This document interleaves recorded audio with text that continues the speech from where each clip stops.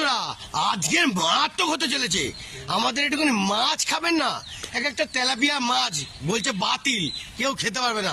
আমি খাবো খেয়ে মায়ের ভোগে যাব, ঠিক আছে? দেখতে থাকুন জালবা।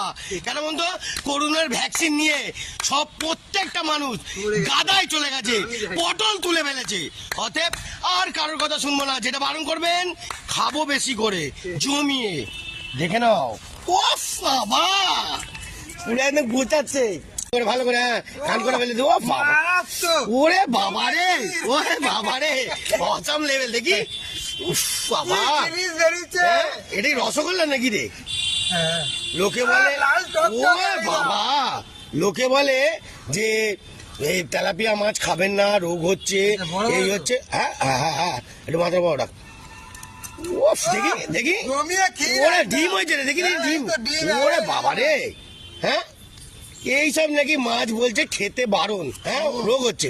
আমি শালা বেশি করে খাবো, হ্যাঁ রোগ হোক। তাই লোকে কি খাচ্ছে না? বাজারে কি বিক্রি হচ্ছে না? বলছেন নাকি তেলাপিয়া মাছে প্রবলেম। হ্যাঁ, কে বলে রে সব? জ্যান্ত মাছ আসলে কি বলতো, জ্যান্ত মাছ তো আসলে এগুলো সব বিদেশে ইম্পোর্ট করবে, ওই জন্যই আমাদের বারণ করছে। আমি তো খেয়ে ধুনে দেবো ভাই, মারাত্মক লেভেলে। বন্ধুরা দেখে নিন আপনারা, মারাত্মক লেভেলে খাবার।